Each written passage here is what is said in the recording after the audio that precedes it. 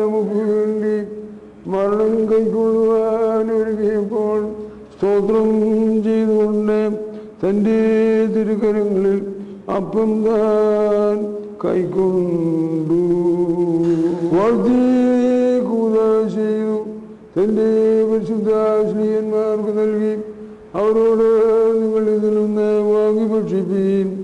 എന്തുകൊണ്ടെന്നാൽ നിങ്ങൾക്ക് വേണ്ടി അനേകർക്ക് വേണ്ടി നുറുങ്ങപ്പെടുകയും പാപങ്ങളുടെ മോചനത്തിന് നിത്യനുമായിട്ട് നൽകപ്പെടുകയും ചെയ്യുന്ന എൻ്റെ ശരീരം ഇതാകുന്നു എന്ന് ഞാൻ കൽപ്പിച്ചരുളി ചെയ്തു.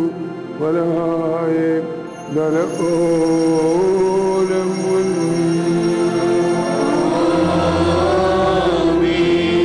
അപ്രകാരം തന്നെ സ്തോത്രം ചെയ്തുകൊണ്ട് തൻ്റെ തിരുക്കരങ്ങളിൽ കാസായെയും താൻ കൈക്കൊണ്ടു.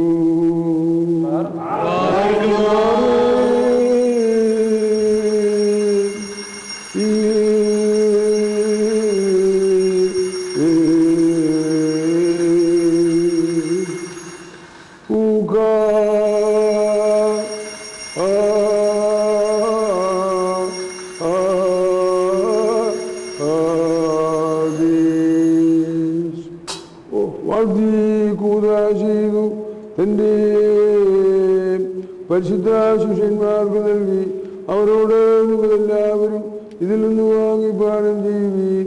എന്തുകൊണ്ടെന്നാൽ നിങ്ങൾക്ക് വേണ്ടിയും അനേകർക്ക് വേണ്ടിയും ചിന്തപ്പെടുകയും പാപങ്ങളുടെ മോചനത്തിനും നിത്യനുമായിട്ട് നൽകപ്പെടുകയും ചെയ്യുന്ന എൻ്റെ രക്തം ഇതാകുന്നു എന്ന് ഞാൻ കൽപ്പിച്ചരുളി ചെയ്തു.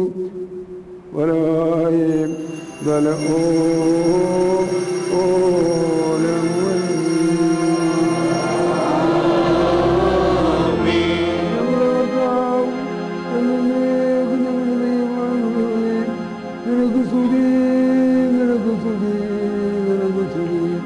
ഞങ്ങളുടെ കർത്താവേ ശുശ്രൂഷിക്കാം. ഞങ്ങൾ ഭക്ഷിച്ച നിന്റെ തിരുശരീരവും ഞങ്ങൾ പാനം ചെയ്ത പുണ്യപ്പെടുത്തുന്ന നിന്റെ തിരുകൾക്കും ഞങ്ങൾക്ക് ശിക്ഷയ്ക്കും പ്രതികാരത്തിനുമായി തീരരുതേ. എന്നാലും ഞങ്ങളുടെ ജീവനും രക്ഷയ്ക്കുമായി ഭവിക്കണമേ. ഞങ്ങളെല്ലാവരുടെയും മേൽ അനുഗ്രഹിക്കണമേ. പെസഹ പെരുന്നാളിൻ്റെ വേറൊരു പ്രധാനപ്പെട്ട ഒരു കാര്യം പുറപ്പാട് പുസ്തകത്തിൽ രേഖപ്പെടുത്തുന്നുണ്ട്. നിങ്ങൾ ഇങ്ങനെ ഭക്ഷിക്കുമ്പോൾ നിങ്ങളുടെ മകനോ മകളോ നിങ്ങളോട് ചോദിക്കും, അപ്പ എന്താണ് ഈ പുളിപ്പില്ലാത്ത അപ്പം കയ്പ് ചീരയോടുകൂടെ കുഞ്ഞാടിൻ്റെ മാംസവുമായി ഭക്ഷിക്കുന്നതിൻ്റെ അർത്ഥം?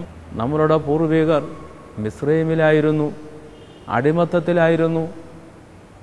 അവിടെ നിന്ന് വലിയവനായ ദൈവം നമ്മളുടെ പിതാക്കന്മാരെ വിടുവിച്ച് വാഗ്ദത്തത്തിൻ്റെ അനുഭവം കനാനിലേക്ക് നമ്മളെ കൊണ്ടുവന്നു.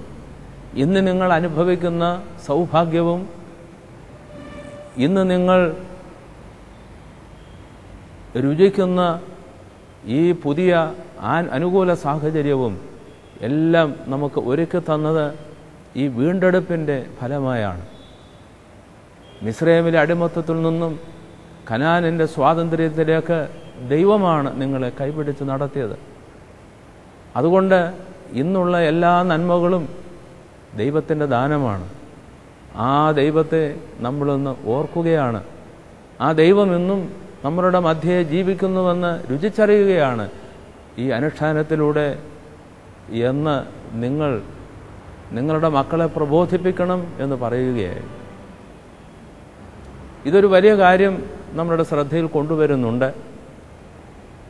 അതായത് യേശുക്രിസ്തുവിലുള്ള വിശ്വാസം, കർത്താവ് നിന്റെ വീണ്ടെടുപ്പുകാരനാണെന്നുള്ള ആ ബോധ്യം നമ്മുടെ യുക്തിപരമായി നമ്മൾ താർക്കികതയിൽ സ്വീകരിക്കുന്ന ഒരു ബോധ്യമല്ല. പിന്നെയോ വിശ്വസിക്കുന്ന ഒരു തലമുറ ആ വിശ്വാസത്തിലൂടെ കർത്താവിൻ്റെ വീണ്ടെടുപ്പിൻ്റെ അനുഭവം പങ്കിട്ട ഒരു സഭ, ഒരു തലമുറ ഇളം തലമുറയിലേക്ക് പകർന്നു കൊടുക്കുന്ന ഒരു വലിയ വിശ്വാസമാണ്. ഇതും പെസഹായുടെ ഒരു വലിയ അർത്ഥമായി, ഒരു വലിയ ദൗത്യമായി നമ്മൾ സ്വീകരിക്കേണ്ടതും ആവശ്യമാണ്. പെസഹ ഒരു കുടുംബത്തിൻ്റെ ആഘോഷമാണ്, ഒരു കുടുംബത്തിൻ്റെ പെരുന്നാളാണ്. പല കുടുംബങ്ങളുടെ സംഗമമാണ് ദേവാലയത്തിൽ നടക്കുന്നത്. കർത്തൃമേശയ്ക്ക് ചുറ്റും ഒന്നിച്ചുകൂടുന്ന ഒരു വലിയ തിരുക്കുടുംബം. ആ കുടുംബം ഒന്നിച്ച് കർത്താവിൻ്റെ മേശയിൽ നിന്ന് പണ്ഡിതനെന്നോ പാമരനെന്നോ പണക്കാരനെന്നോ പാവപ്പെട്ടവനെന്നോ യാതൊരു തരഭേദവും കൂടാതെ ഒന്നിച്ച് കർത്താവിൻ്റെ ശരീര രക്തങ്ങൾ അനുഭവിക്കുന്നു. ഇന്ന് ആ ഒരു ആത്മാവും ആ ഒരു അനുഭവവും ഉണ്ടാകുവാൻ ഈ പെസഹായുടെ ആഘോഷം നമുക്ക് സഹായിക്കണം.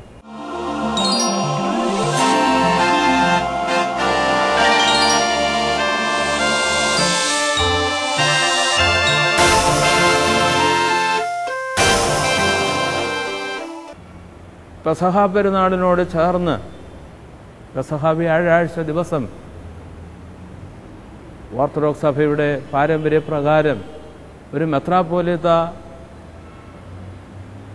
ഈ വിശുദ്ധവാരത്തിൻ്റെ ആഘോഷങ്ങൾക്ക്, പെരുന്നാളുകൾക്ക്, അനുഷ്ഠാനങ്ങൾക്ക് പ്രധാന കാർമ്മികനായി സന്നിഹിതനാകുന്ന പക്ഷം കാൽകഴുകൽ ശുശ്രൂഷ നടത്തിയിരിക്കണം. കാൽകഴുകൽ ശുശ്രൂഷയുടെ പ്രധാനപ്പെട്ട പൊരുൾ കർത്താവിൻ്റെ കഷ്ടാനുഭവത്തിൽ, ക്രൂശാരോഹണത്തിൽ, പുനരുദ്ധാനത്തിൽ കർത്താവിൻ്റെ തിരുശരീര രക്തങ്ങൾ പങ്കുകാരാകണമെന്ന് നാം ആഗ്രഹിക്കുന്നു. അതിലേക്ക് നമ്മൾ ഒരുങ്ങുന്നു എങ്കിൽ കർത്താവ് നമ്മളുടെ കാലുകളെ കഴുകണം. അതൊരു പ്രധാനപ്പെട്ട ആശയമാണ്. കർത്താവ് നിന്നെ കഴുകണം. അപ്പോൾ നീ വിശുദ്ധിയുള്ളവനായി തീരും. അത്താഴം കഴിഞ്ഞ് എഴുന്നേറ്റും തന്റെ മേൽവസ്ത്രങ്ങളെ മാറ്റിയിട്ടു ഒരു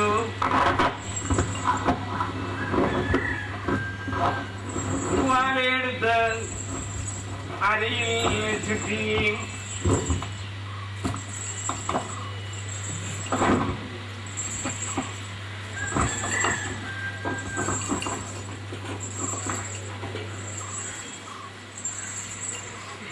അതിനുശേഷം പാത്രത്തിൽ വെള്ളം എടുത്തു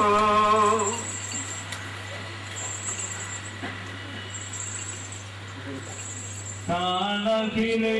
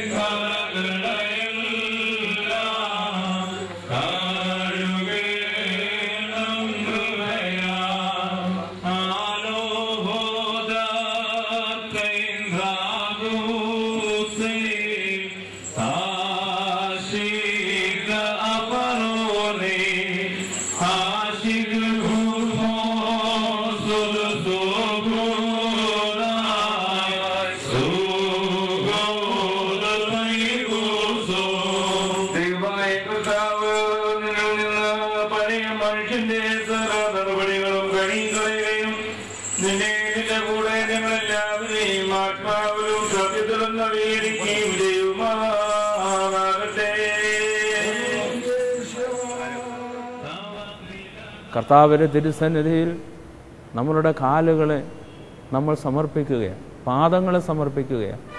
നമ്മളെ തന്നെ കർത്താവിൻ്റെ സന്നിധിയിൽ തൃക്കരങ്ങളിൽ വെച്ചു കൊടുക്കുകയാണ്. അവൻ നമ്മെ കഴുകട്ടെ. കർത്താവ് പത്രോസിനോട് പറയുന്നു, ഞാൻ നിന്നെ കഴുകുന്നില്ലെങ്കിൽ നിനക്കിന്ന് എന്നോടുകൂടെ അത്താഴം കഴിപ്പാൻ കഴിയുകയില്ല. ഞാൻ നിന്നെ കഴുകുന്നില്ലെങ്കിൽ എന്നോടുകൂടെ നിനക്ക് പങ്കില്ല എന്ന് പത്രോസിനോട് പറയുന്നത് ഇന്ന് നമ്മളോടും പറയുന്നതാണ്. കാലുകഴുകൽ ശുശ്രൂഷയുടെ സുപ്രധാനമായ ഒരർത്ഥം യേശുക്രിസ്തു ശുദ്ധീകരിക്കുന്നവനായി നമ്മളുടെ അടുക്കിലേക്ക് വരണം, അവനെ നാം സ്വീകരിക്കണം എന്നാണ്. കാലുകഴുകൽ ശുശ്രൂഷയുടെ മറ്റൊരു പ്രധാനപ്പെട്ട തലം കർത്താവ് തന്നെ പറയുന്നുണ്ട്, ഞാൻ നിങ്ങളുടെ കാലുകളെ കഴുകുന്നെങ്കിൽ നിങ്ങൾ അന്യോന്യം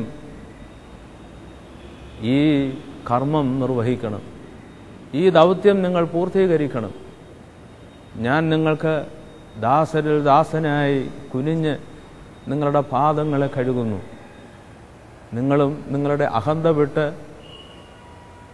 നിങ്ങളുടെ വമ്പും കൊമ്പും നമിച്ച് അത് ദൈവതിരുസന്നിധിയിൽ കുനിച്ച് നമ്മുടെ സഹോദരൻ്റെ കാലുകൾ കഴുകുവാൻ നാം തയ്യാറാവണം. അവിടെ നമ്മൾ കുനിയണം. നമ്മളുടെ അഹന്തയുടെ മുന അവിടെ ഒടിയണം. ഇതൊരു വലിയ ദൂതാണ് നമ്മളുടെ ജീവിതത്തിൽ നൽകുന്നത്. യേശുക്രിസ്തുവിൻ്റെ ക്രൂശിലേക്ക്, ക്രൂശാരോഹണ പെരുന്നാളിലേക്ക് സംബന്ധിക്കുന്നതിന്, കർത്താവിൻ്റെ തിരുശരീര രക്തങ്ങൾ അനുഭവിക്കുന്നതിന് ഒരുങ്ങുന്നതിന് മുൻപ് നാം നമ്മളെ തന്നെ ശുദ്ധീകരിക്കപ്പെടേണ്ടതിന് കർത്താവിൻ്റെ കരങ്ങളിൽ സമർപ്പിച്ചു. ഞങ്ങൾക്കായി നീ ഏറ്റൊരു പീഡ താഴ്ചകളേറ്റം ധന്യം നാഥ. ദുഃഖവെള്ളിയാഴ്ച ശുശ്രൂഷകളെ സംബന്ധിച്ച് നാം ഏറെ പറയുന്നുണ്ടല്ലോ. എന്നാൽ യഥാർത്ഥത്തിൽ നമ്മളുടെ ആരാധനയിൽ ഉപയോഗിച്ചിരിക്കുന്ന വാക്ക് അത് രക്ഷാകരമായ വെള്ളിയാഴ്ചയെന്നും വലിയ വെള്ളിയാഴ്ചയെന്നുമാണ് എന്ന് നാം പ്രത്യേകം ശ്രദ്ധിക്കണം. ഇംഗ്ലീഷിൽ നല്ല വെള്ളിയാഴ്ച, ഗുഡ് ഫ്രൈഡേ, മലയാളത്തിൽ ദുഃഖ വെള്ളിയാഴ്ച. എന്നാൽ നമ്മളുടെ പാരമ്പര്യപ്രകാരം ഇത് വലിയ വെള്ളിയാഴ്ചയാണ്, രക്ഷാകരമായ വെള്ളിയാഴ്ചയാണ്. അങ്ങനെയാണ് സഭ വിളിക്കുന്നത് എന്ന് ആമുഖമായി പറയട്ടെ. രണ്ടാമതായി, ഈ വലിയ വെള്ളിയാഴ്ച പുനരുദ്ധാന പെരുന്നാളിൻ്റെ ഒരു ഒരുക്ക ദിനമായി നാം കാണേണ്ടതാണ്. പൗരസ്ത്യ സഭകളുടെ പാരമ്പര്യപ്രകാരം പുനരുദ്ധാന പെരുന്നാളാണ് ഈ വിശുദ്ധ വെള്ളിയാഴ്ചയുടെ ആചരണത്തെക്കാൾ ഏറെ പ്രാധാന്യം കൊടുത്ത് സഭകൾ ആഘോഷിക്കുന്നത്. എന്തുകൊണ്ടോ നമ്മളുടെ മലയാളക്കരയിൽ പുനരുദ്ധാന പെരുന്നാളിനേക്കാൾ, ഉയർപ്പ് പെരുന്നാളിനേക്കാൾ ഏറെ പ്രാധാന്യം ദുഃഖവെള്ളിയാഴ്ചയ്ക്ക്, ഈ വിശുദ്ധ വെള്ളിയാഴ്ചയുടെ ആചരണത്തിന് നൽകി കാണുന്നു. അത് തിരുത്തപ്പെടേണ്ടതല്ലേ എന്ന ഒരു ചിന്ത കൂടെ രണ്ടാമതായി ആമുഖമെന്നുള്ള നിലയിൽ മുമ്പിൽ വയ്ക്കുന്നു. ദുഃഖവെള്ളിയാഴ്ചയുടെ, ഈ വിശുദ്ധ വെള്ളിയാഴ്ചയുടെ, വലിയ വെള്ളിയാഴ്ചയുടെ സുപ്രധാനമായ ദൂത് ഒരു വാചകത്തിൽ, ഒരു തലക്കെട്ടായി നമുക്ക് ഇങ്ങനെ പറയാൻ സാധിക്കും: it is A festival of love.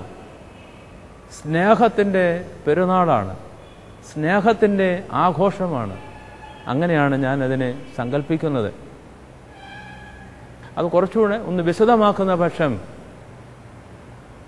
എവിടെ സ്നേഹമുണ്ടോ ആ സ്നേഹം ആത്മാർത്ഥമെങ്കിൽ, നിഷ്കളങ്കമെങ്കിൽ, പൂർണ്ണമായ സമർപ്പണം ഉള്ളതാണെങ്കിൽ അത് പരിത്യാഗത്തിലൂടെ ഉള്ള സ്നേഹമായിരിക്കും. ഒരു പറവയെ നോക്കൂ. കുഞ്ഞുങ്ങൾക്ക് ജന്മം നൽകുന്നതിൻ്റെ മുന്നോടിയായി മുട്ടയിടുന്നതിന്, കുഞ്ഞുങ്ങളെ പ്രസവിക്കുന്നതിന്, അത് ഒരുങ്ങുന്നതിന് മുമ്പ് തന്നെ അതിനുള്ള സംവിധാനം ഒരുക്കുകയായി. മുട്ടയിടുന്ന തള്ളപ്പക്ഷി അതിൻ്റെ ഇണയോട് ചേർന്ന് കൂടുണ്ടാക്കി ത്യാഗത്തിലാണ് ആ കുഞ്ഞുങ്ങൾക്ക് ജന്മം നൽകുന്നത്. ഒരമ്മ ഒരു കുഞ്ഞിനെ ജന്മം നൽകുന്നതിൻ്റെ പിമ്പിലുള്ള ത്യാഗത്തെ സംബന്ധിച്ച് ഏറെ വിവരിക്കേണ്ടതില്ലല്ലോ. സ്നേഹം പരിത്യാഗത്തിലാണ് ആവിർഭവിക്കുന്നത്, പരിത്യാഗത്തിൽ കുതിർന്ന സ്നേഹം. ഇതോട് ചേർന്ന് ഈ വലിയ വെള്ളിയാഴ്ചയുടെ പ്രാധാന്യം നമ്മൾ ചിന്തിക്കുമ്പോൾ ഈ സ്നേഹത്തിന് യുക്തിയുടെ താർക്കികതയൊന്നുമില്ല. സ്നേഹത്തിന് പരിധിയില്ല. സ്നേഹത്തിന് കലവറയില്ല, കലവറ കൂടാത്ത സ്നേഹമാണ്, ഒട്ടും നീക്കിവെക്കാത്ത സ്നേഹം. യുക്തിയുടെ താർക്കികത ഒട്ടും അതിലടങ്ങുന്നില്ല. യുക്തിപരമായി തർക്കിച്ച് ചിന്തിക്കുമ്പോൾ നമ്മൾ എത്ര കണ്ടു കൊടുക്കാം, എത്ര കണ്ടു ത്യജിക്കാം, എത്ര കണ്ട് സമർപ്പിക്കാം എന്നൊക്കെ കണക്ക് കൂട്ടും, വിലപേശും, യുക്തി കൊണ്ട് ചിന്തിക്കും, തർക്കിച്ച് ആലോചിക്കും. എന്നാൽ യുക്തിയെ അതിശയിക്കുന്ന സ്നേഹത്തിൻ്റെ പെരുന്നാൾ കൂടെയാണ് ഈ വലിയ വെള്ളിയാഴ്ചയുടെ പെരുന്നാൾ എന്നും നാം മനസ്സിലാക്കുക. യേശു ക്രിസ്തു ക്രൂശിലേക്ക് നടന്നു നീങ്ങുമ്പോൾ ഈ യുക്തിപരമായ ചിന്തകൾ കൊണ്ട് യേശു ക്രിസ്തുവിൻ്റെ ക്രൂശിന് തടസ്സമായി അനേകർ വരുന്നതായും അനേക പ്രലോഭനങ്ങൾ ഉണ്ടാകുന്നതായും നമുക്ക് കാണാൻ സാധിക്കുന്നുണ്ട്. ശിഷ്യന്മാർ തന്നെ ചോദിക്കുന്നു, ഗുരു, അവിടുന്ന് എന്താണ് പറയുന്നത്? അവിടുന്ന് എവിടേക്കാണ് പോകുന്നത്? അവരെ ആശ്വസിപ്പിച്ചുകൊണ്ട് കർത്താവ് ക്രൂശിലേക്ക് നടന്നു നീങ്ങുന്നത് നമുക്ക് കാണാൻ സാധിക്കും.